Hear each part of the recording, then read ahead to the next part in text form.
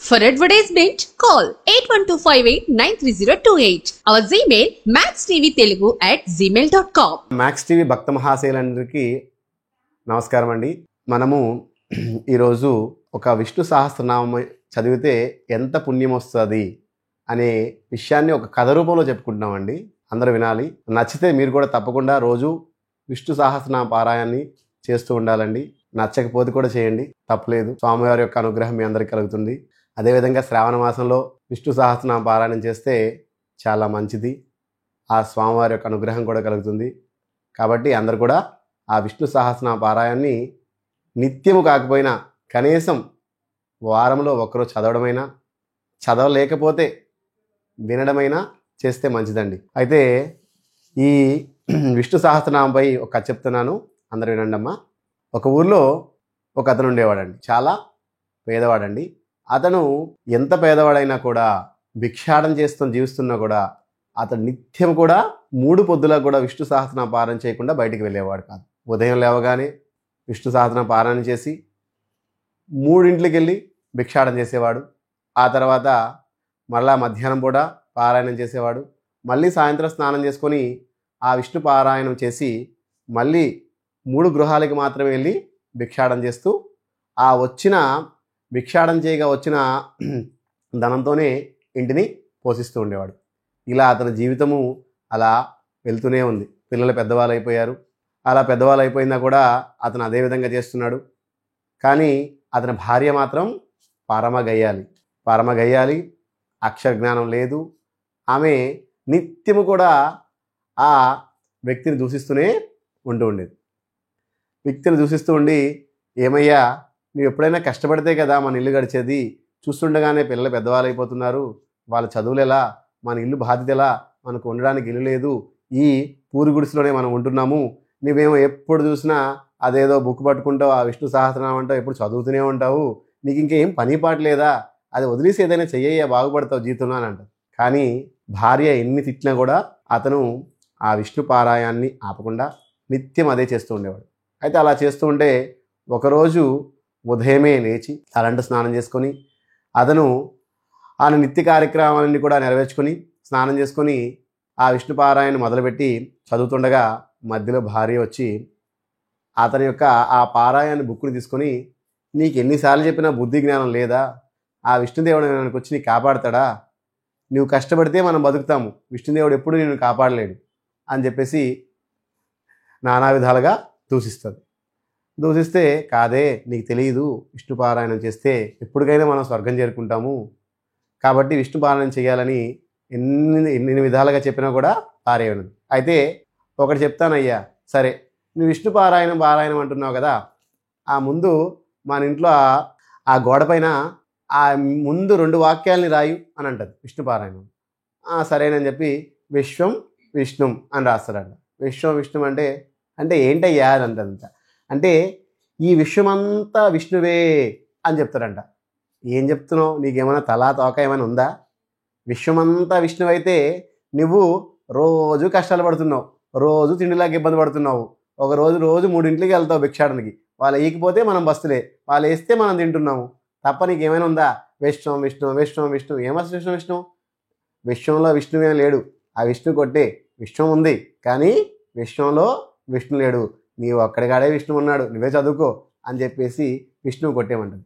అప్పుడు వాడికి అనిపిస్తుందంట, ఇదేంటి నా భార్య ఏదో బాగానే చెప్పినట్టుందే, ఈ చదువురాని ముద్దైనా నాకంటే బాగానే మాట్లాడినట్టుందే అని చెప్పేసి ఒక బొగ్గు తీసుకెళ్ళి ఆ విష్ణు అనే అక్షరం పైన రాస్తారంట.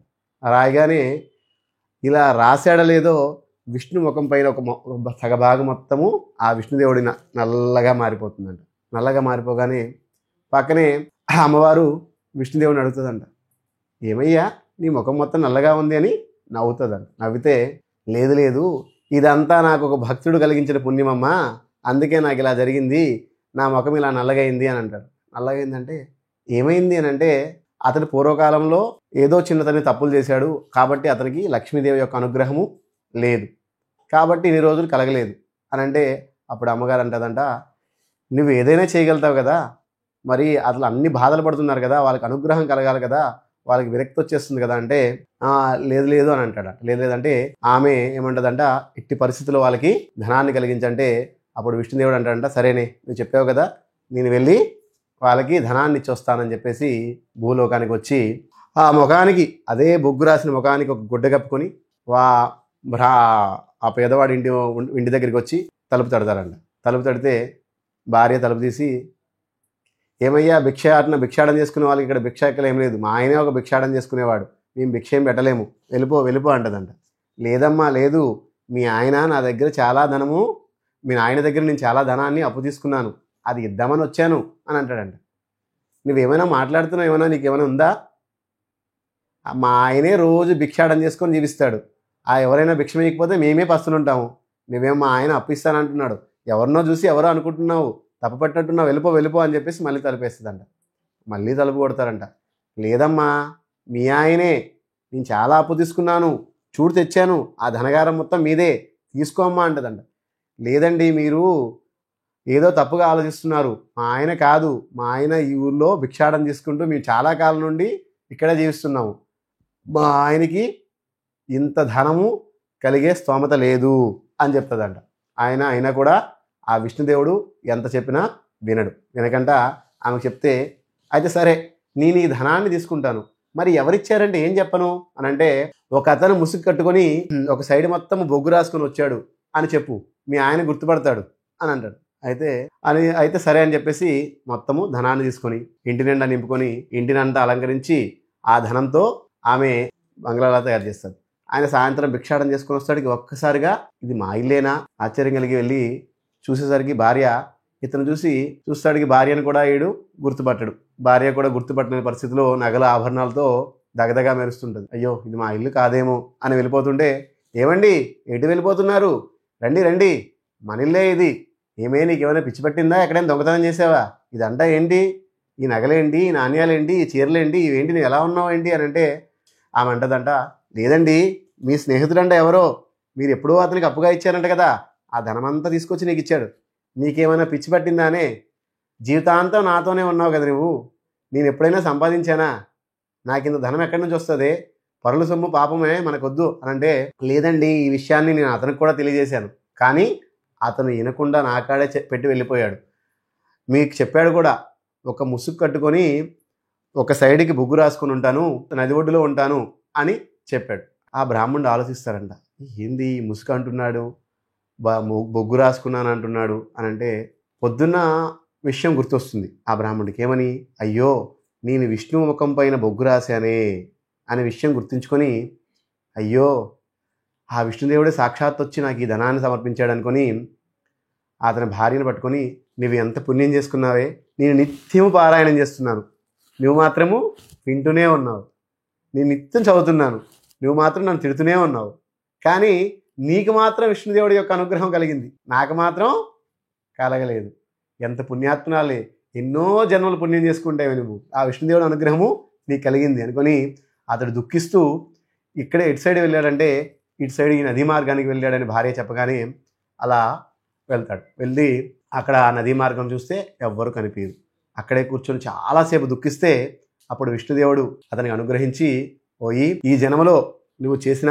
పుణ్యాల వలన నీకు గత జన్మలో చేసిన పాపాలన్నీ తొలగిపోయాయి, కాబట్టి ఇక మిగిలిన కాలాన్ని నువ్వు చాలా సంతోషంగా గడుపు అని చెప్పేసి, తర్వాత నా దగ్గరికే నువ్వు వస్తావు, నా దగ్గరికే చేరుకుంటావు అని చెప్పేసి విష్ణుదేవుడు అక్కడి నుంచి వెళ్ళిపోయాడు.